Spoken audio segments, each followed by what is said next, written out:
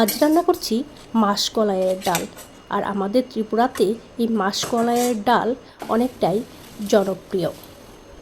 শুনেছি আগে নাকি এই মাসকলাইয়ের ডাল এক বাড়িতে রান্না করলে পুরো গ্রামের মানুষ সেই রান্নার গন্ধ পেত, সেই মাসকলাই ডালের গন্ধ পেত। তো এখন আর সেই মাসকলাই ডাল রান্না করলে নিজের ঘরেই ভালো করে গন্ধ বের হয় না।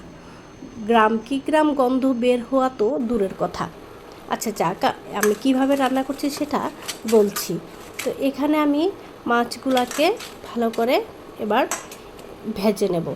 আর এখানে আমি কোমরের ডগাগুলো একটু কেটে নিলাম।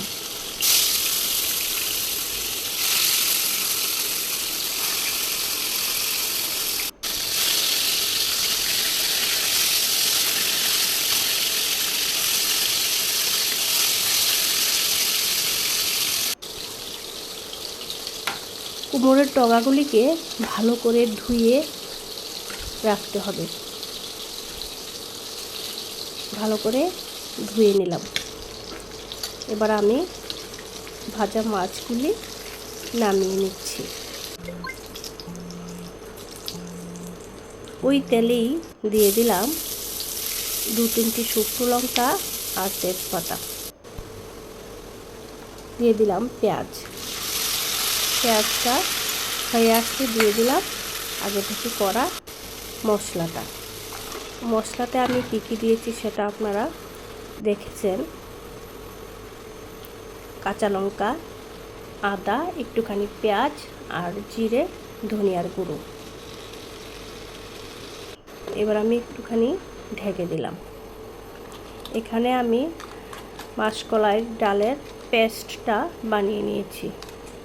আমি প্রেসার কুকারে সিদ্ধ করে মিক্সার গ্রাইন্ডারে এটাকে পেস্ট বানিয়ে নিয়েছি। আর সিদ্ধ করার জলটাকেও আমি রেখে দিয়েছি।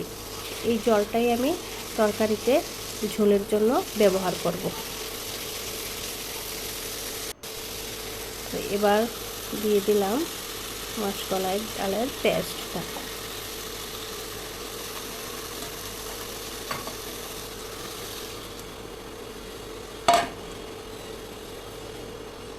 এবার ভালো করে নেড়েচেড়ে আমি আরেকটু গরম জল অ্যাড করেছি। জলটা ফুটে আসলেই এখানে দিয়ে দিলাম ভাজা মাছগুলি দিয়ে একটুখানি ঢেকে রাখবো। এবার ঢাকনাটা উঠিয়ে দিলাম। তো এখানে দেখতেই পাচ্ছেন আমার মাসকলাই ডালের কালারটা। তো বাকলটা যদি ভালো করে ফেলে দেওয়া হয় তাহলে মাসকলাই ডালের কালারটা কিন্তু অনেক সুন্দর হয়। তো কেমন লাগলো আমার মাসকলাই ডালের রেসিপি অবশ্যই কমেন্ট করে জানাবেন।